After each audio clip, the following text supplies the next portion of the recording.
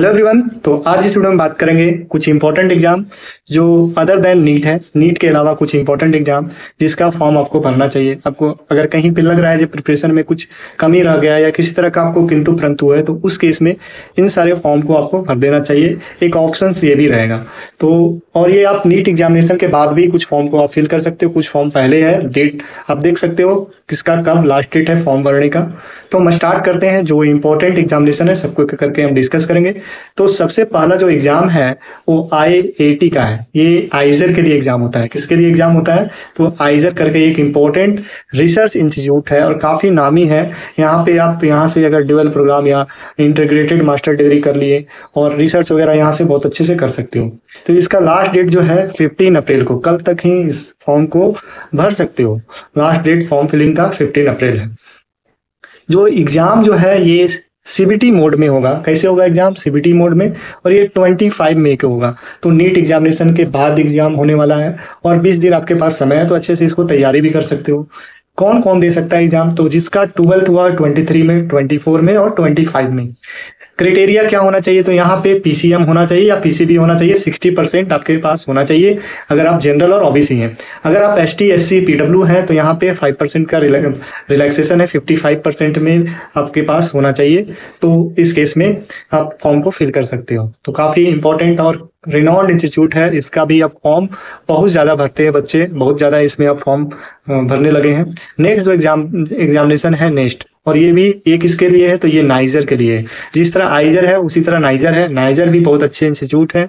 यहाँ से आप क्या कर सकते हो? रिसर्च ओरिएंटेड चीज़ें यहाँ पे कर सकते हो। यहाँ से मास्टर्स कर सकते हो, मास्टर के बाद PhD कर सकते हो और रिसर्च कर सकते हो, इंटीग्रेटेड प्रोग्राम कर सकते हो। और इसका जो लास्ट डेट है 9 मई को इस फॉर्म को आप लास्ट फिल कर सकते हो।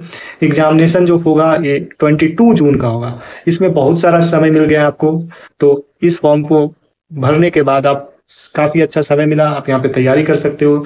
खास इसी को कौन कौन भर सकते हैं? तो 23, 24 और 25 में जो 12th बोर्ड दिए हैं वही बच्चे इस फॉर्म को फिल कर सकते हैं। और PCM PCB में 60% होना चाहिए।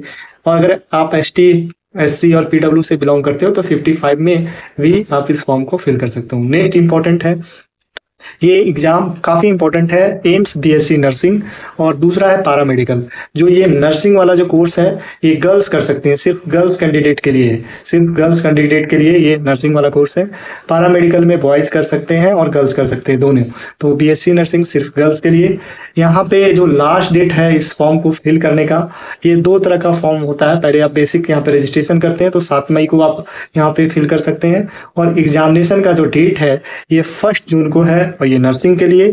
और दूसरा यहाँ पे 28 जून को पैरामेडिकल कोर्सेज के लिए। पैरामेडिकल में गर्ल्स बॉयज दोनों दे सकते हैं, लेकिन नर्सिंग में सिर्फ गर्ल्स दे सकते हैं।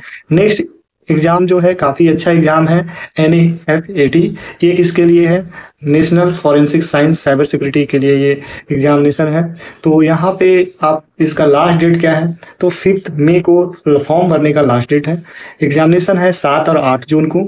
यहाँ पे क्या क्या प्रोग्राम है? तो यहाँ पे ये फॉरेंसिक साइंस या साइबर सिक्योरिटी, क्रिमिनोलॉजी, इसमें आप BSc और मास्टर्स कर सकते हो। अगर आप फॉरेंसिक साइंस में इंटरेस्ट रखते हो या इसमें भी बहुत अच्छे कैरियर है। यहाँ पे आपको गवर्नमेंट जॉब या लैब वगैरह में भी बहुत सारा जगह काम मिल सकता है।